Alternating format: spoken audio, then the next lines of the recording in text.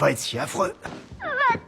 Phoebe, Je suis un monstre. j'ai passé les 20 dernières années dans un vestiaire avec des mecs. Je te promets que j'ai senti pire que ça. Allez, vas-y. Je crois que t'es en train de mourir.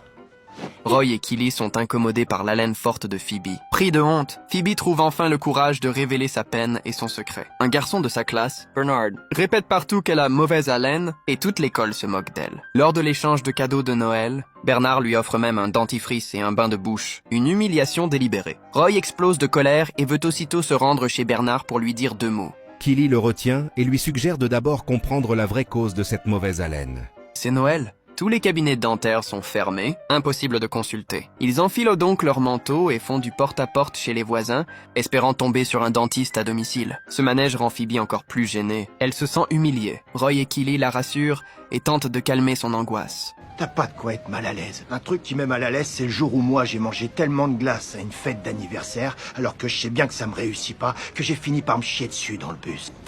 Ma puce, ce qui t'arrive, c'est pas de ta faute. Et plus vite on trouvera la solution, mieux ce sera, pas vrai? Ils frappent à 9 portes sans succès. À la 10e maison, ils rencontrent enfin un dentiste qui passe les fêtes chez lui. Le dentiste interroge Phoebe sur son état de santé récent et identifie vite l'origine du problème. Phoebe a un chat à la maison, elle est allergique aux poils et prend des antihistaminiques. Ces médicaments assèchent la bouche et réduisent fortement la production de salive. Sans salive pour limiter les bactéries, celles-ci prolifèrent et dégagent une odeur forte. Rien à voir avec un manque de brossage ou d'hygiène buccale. Roy suggère de se débarrasser du chat, mais Keely et Phoebe refusent catégoriquement. Phoebe adore ce chat. Elle dit qu'il est son âme sœur et ne veut pas s'en séparer.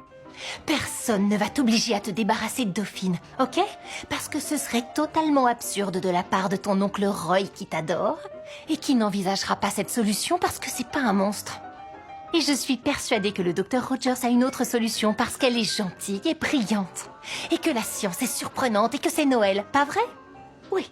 Le dentiste les rassure. Pas besoin d'abandonner le chat. Il prescrit un médicament contre la sécheresse buccale. En suivant le traitement, l'haleine de Phoebe s'améliorera complètement en 2 ou 3 jours. En sortant, il passe devant chez Bernard pour régler l'affaire calmement, sans confrontation. Il prépare des pancartes et les lève une à une pour expliquer toute l'histoire. Les pancartes décrivent la peine de Phoebe, la cause médicale de son haleine et leur souhait de réconciliation. Bernard lit tout et comprend enfin que ces moqueries ont profondément blessé Phoebe. Il s'excuse sincèrement auprès d'elle et le conflit est résolu. Roy n'a pas eu recours à la violence. Cette approche douce et digne est bien plus efficace qu'une dispute. La dignité de Phoebe est pleinement restaurée. Et ce homme au caractère brûlant a su protéger sa nièce avec la plus grande tendresse.